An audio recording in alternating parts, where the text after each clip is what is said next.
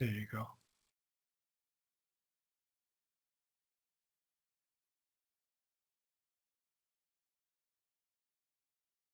Looks good.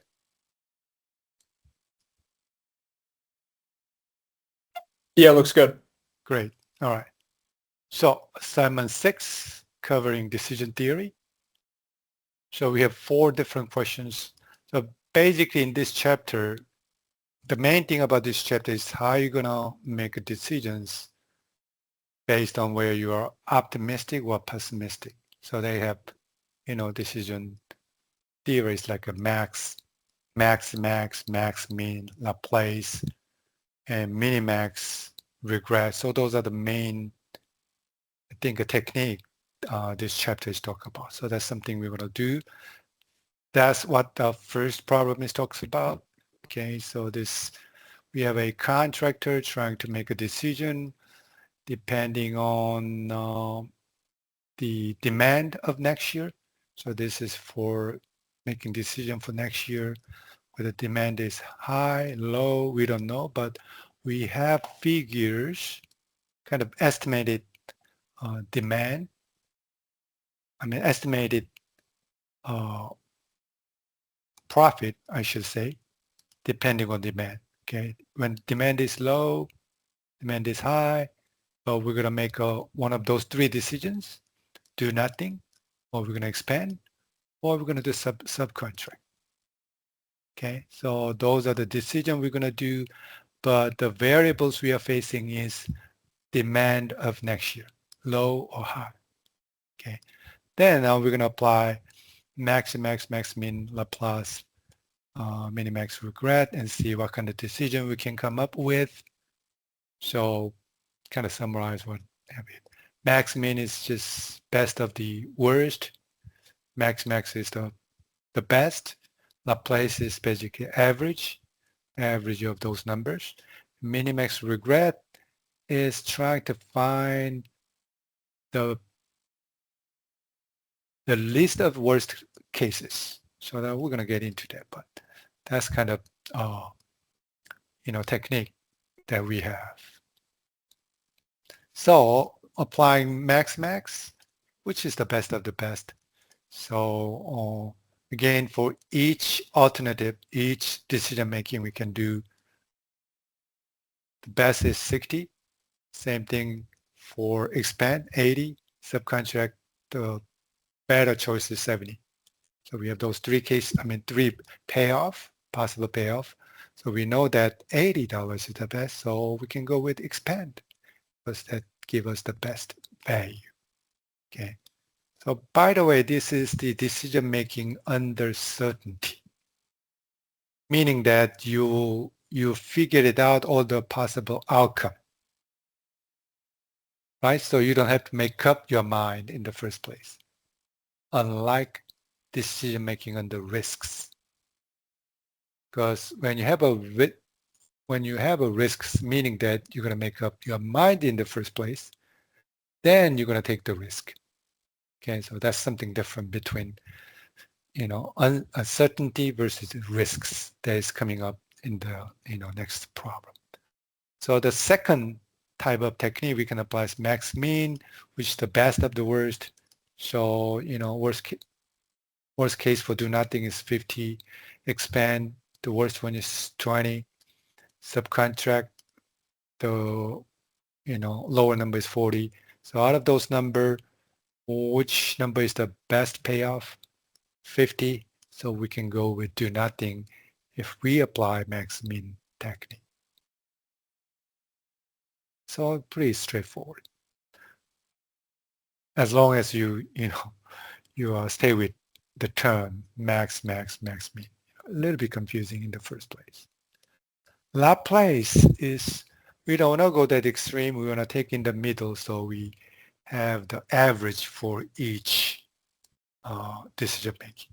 So between 50 and 60, 55 is average, 20 to 80, 50 is the average, 40 to 70, 55 is average. And then we go with the best average payoff, which is 55 in this case. We have the tie, so we can go either do nothing or subcontract. Okay.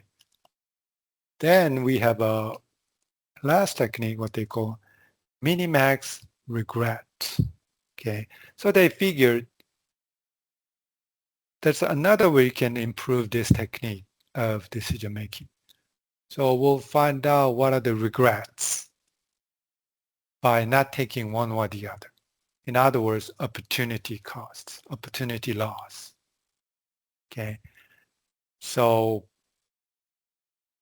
for each column, so first step is each column, okay, meaning each variable, low, high, then you pick up the best payoff, okay, for, where's the original table? There, okay. The row, the low cases we have 50 is the best payoff. In high column, the best payoff is 80. So that's why we're going to use 50 in low, 80 in high. Okay, so how are we going to do that? We're going to subtract from it. Okay, like here. So 50 is the best in low column. So we subtract 50. Same thing, subtract from 50 because it is 20 for the expand. Same thing, 50 minus 40 will give us 10. So that's for each column. Same thing for high. The best payoff was 80, so we're using it to subtract it. So you got 20, 0, 10. Okay. So we found, that's what we call regrets. So we found the regrets for each column. Okay. Now we look at for the row for each decision. So do nothing, the worst regrets, meaning the highest regret is 20, right? For the expand case, expand decision making, the worst regret, the highest regret is 30. Subcontract is tie 10, so we're going to show as a 10. So we now have the worst regret for each decision making. All right. Out of this, we're going to go with the lowest regret we have. Okay.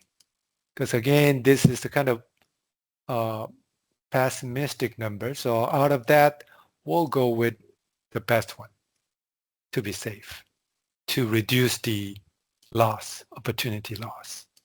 So that's the idea of minimax regret. So a little different approach, as you can see. So you need to go with the column first, finding regrets, okay? With that regrets, then you decide which one has the highest regret. Then you go with the lowest regret among those three. So based on this, we're going to go with subcontract. All right? So that's the number one. Number two is continuation from the problem one.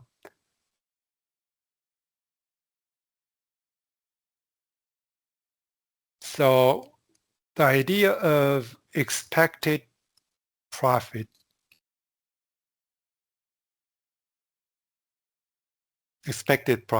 So that's what we have, okay? That's what we're going to work on. However, now they've figured some probability of low or high demand, which is pretty accurate, okay? So over the years, right, they figured that 0.3 for low demand.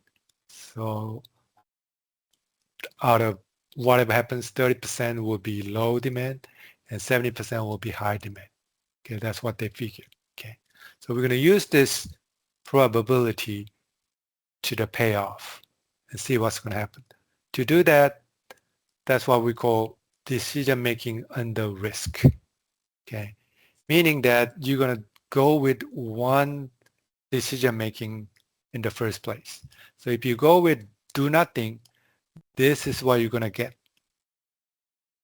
Then you have to make up your mind and you go with that, then you're going to have 57. Why? Because you have probability of low demand which is 30% and 70%. So you just multiply by, then you're going to get 1542 and end up 57. By the way, that's the original table there. Same thing. You go with expand, and the risk you're going to take, then you're going to get $62. Okay. If you go subcontract, again, just multiply probability for each profit, then you're going to end up $61. Okay. So taking those risks, this expand decision making will be the highest, will give you a highest expected profit. All right. So that's what we call under risk, decision making under risk. And B says now, because we have all the decision making, or we have possible alternative we can go with and see whether we can show in the diagram. Okay, that's what they call decision tree diagram. That's in the textbook, kind of showing you how to do it. But we can do it actually. We can do it. You can do it with Word, but it's going to be a little bit tricky and take a long time, because you're going to go to insert, shape, you're going to have to use all that rectangle or square to show the node and show the alternative for the oval or circular, shape and all that. So it's not easy to do. So we can use lucidchart.com, which is paid subscription, but we can use it kind of for the trial. So you can use like 3 different sheets for free. So I tried last couple of years, it works fine. So that's what I have here. I think I strongly recommend you use this to draw decision tree, okay, rather than using Word. So here's what I had. Okay, here we go. So you go to lucidchart.com, then you create a free account. Then you give, as soon as you create a new, they give you 2 choices, Lucid Chart, kind of different domains, different group. Lucid Chart will give you more of charts and diagram. Lucid Park has different items, but either way, then you should be able to do it. So what you're doing is go to File, New. Now you can do Lucid Chart. Then it'll give you a template. Then you type decision tree. So this is coming from template. Okay, I didn't create it from the scratch. So we can do it actually from here, shape. You see that? This rectangle. Do we have the square? It doesn't matter, square or rectangle.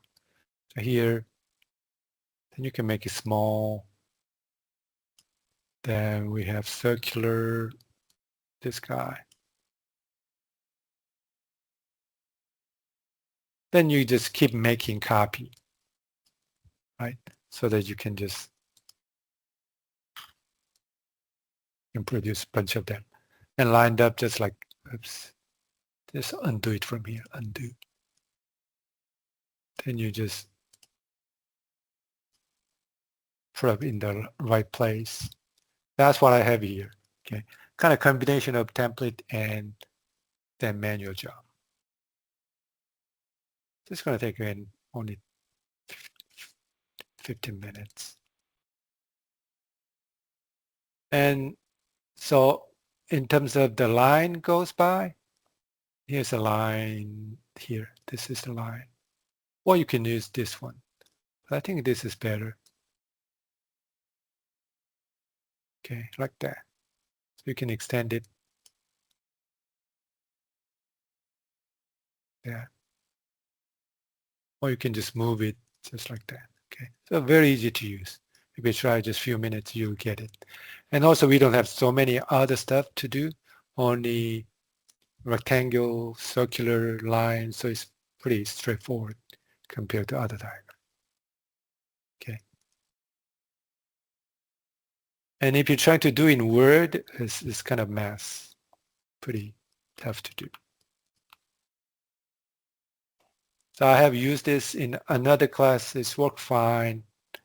And again, it's allowed to have only 3 different sheets or different file.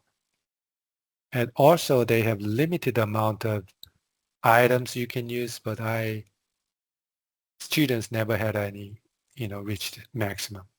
So you can keep creating this like a sheet right here. This is the first sheet in this file. I can create another sheet or a page. I can keep creating like that. Or I can just delete it. I should delete it before I reach the maximum.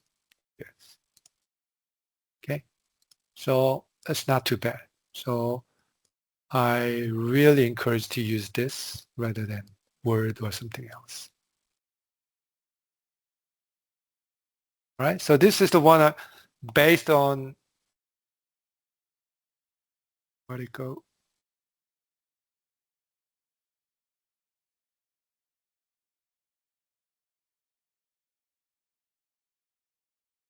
Based on our case, right? Yeah, based on our decision making on the risk. Okay.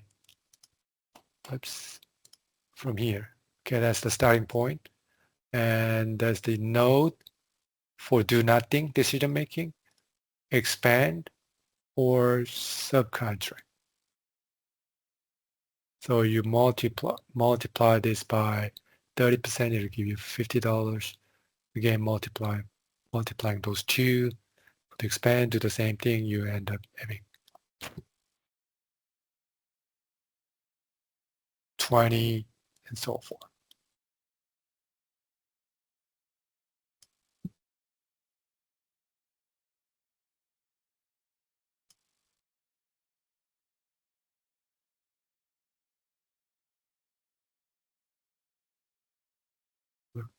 There you go. Okay. Let's just confirm whether this is the correct version.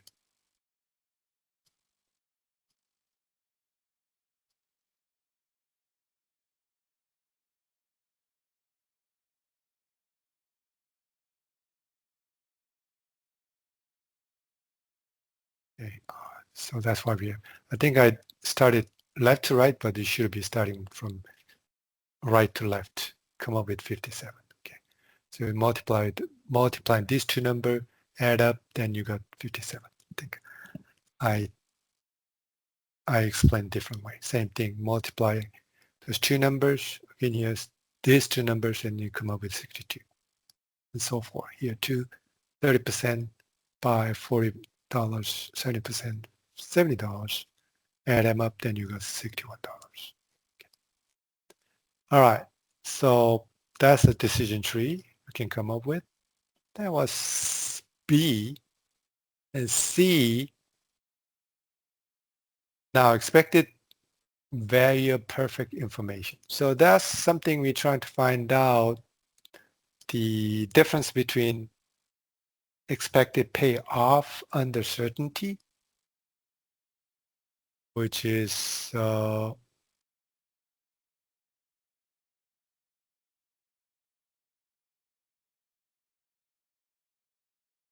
what is it?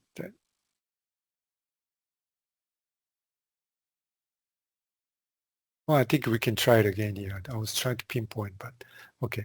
So expected value of perfect information, difference between expected value of under certainty minus payoff under risk. So that's something we're going to find out. So what's the difference? What are the value that we have to pay for? Between certainty and risks. And in terms of uncertainty, because pretty sure that it's going to happen. The low demand, then you're going to get $50. And then for the higher demand case, you're going to get $80, right? So you figured that. And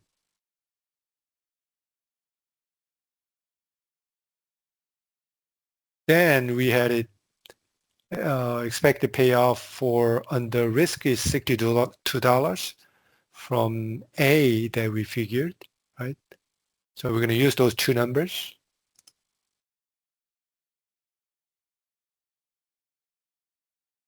So there you go. So expected payoff under certainty. Before we subtract, we're going to figure expected payoff under certainty, which is 50, 80. Then we still have to multiply by 30% and 70% to find the actual value, actual expected value under certainty, okay, which is $71. Okay, so we don't go through like here, but we just multiply those 30%, 70% directly to $50 and $80. So that's the difference. So we subtract it now because we have $71 and $62, so that we see the difference between, two different decision making. Because one is certainty, the other is risks.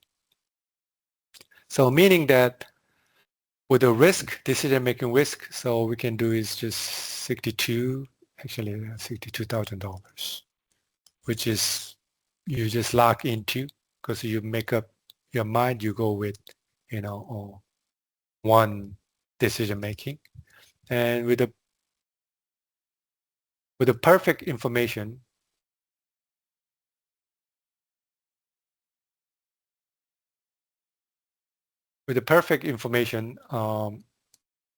which is just clearly shown here, and then you're going to get $71,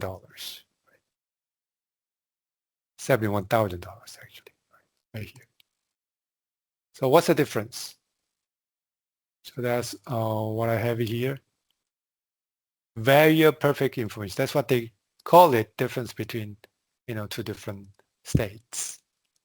$9,000, meaning that the most you should ever pay for seeing the future, because one is you know the future, the other is you don't know the future, which is $9,000. So that's the kind of theory they come up with using what they call expected value perfect information, which is different between certainty and risks. I think it's pretty interesting theory, but there are a lot of other things can go with different situations. So that was number 2. Number 3 is decision tree. Okay, they're giving you decision tree, meaning that you're going to make a similar cases like before. You're going to make up your mind. You're going to do subcontract, or you're going to expand, or you're going to build yourself, right? So either decision making, you have what they call alternative that you can go with, a small demand when things are kind of small, things are slow, so that you have a small demand, medium demand, large demand, depending on the market, depending on the economy. Then what you're going to do, okay? That's why you're going to make up your mind. So again, for the expand, same thing, different demand level. When you build it yourself, again, 3 different demands. And then you end up having the expected value that you're going to get is 1.3 in terms of, that's a million, 1.3 million for do nothing under medium demand and so forth. Okay. So question is,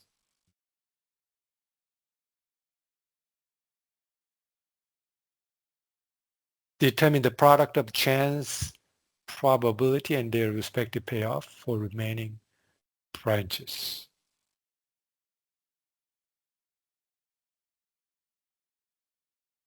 So what's the expected value for all these cases? We have subcontract, but you could have different, situation.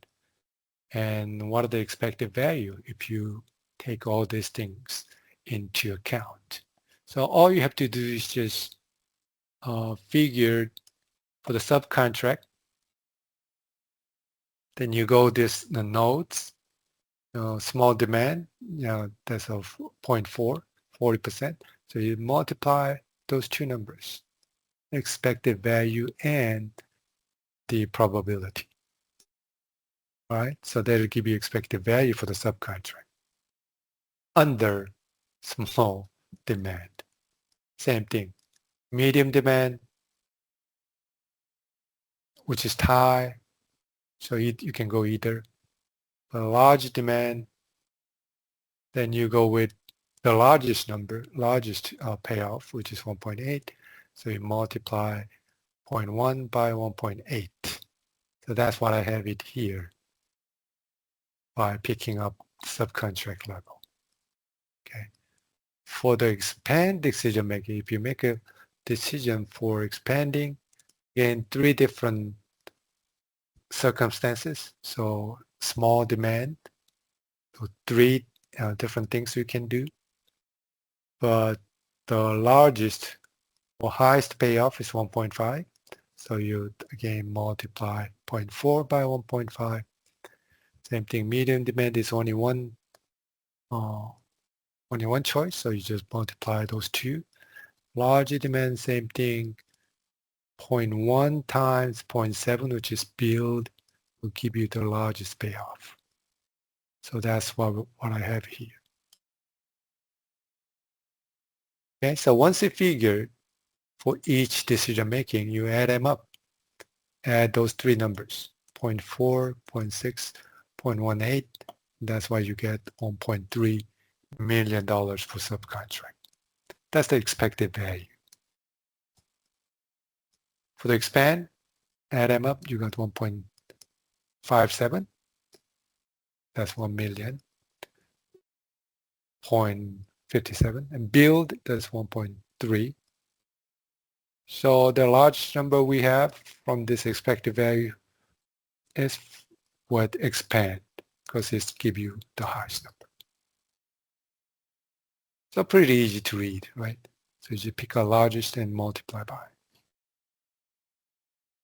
That's any questions so far?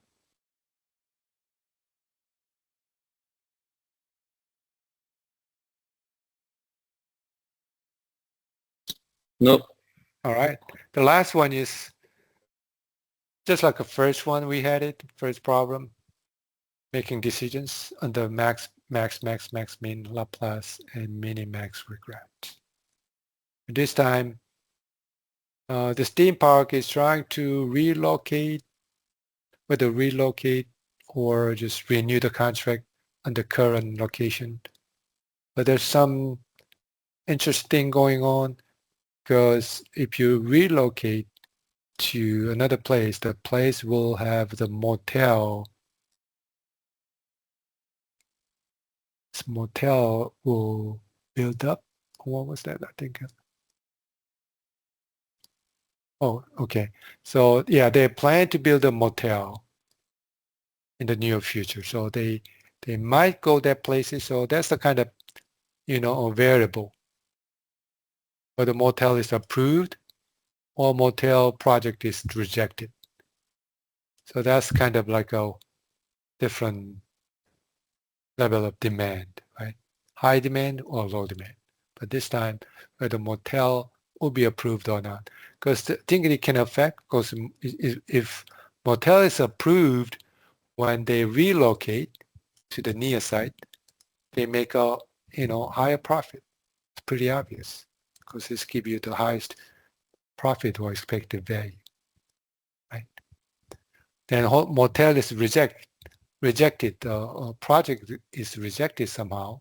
from the city, then it's very small amount they're going to get for the profit. So under these circumstances, you're going to use max, min, Laplace, minimax, regret, just like we have done in problem number 1. So I guess you can do this part and just understand that minimax, regret, so you need to find the regret for each variable, which is Motel approved, which is highest number, highest profit is 5 million. When Motel is rejected, the highest profit is 4 million. So that's why you're going to use to subtract it. And find the regret, then you go with lowest regret. Right? So we end up finding the relocation probably better under minimax regret method.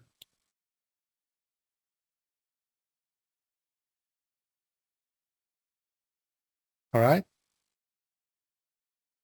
Any questions at all?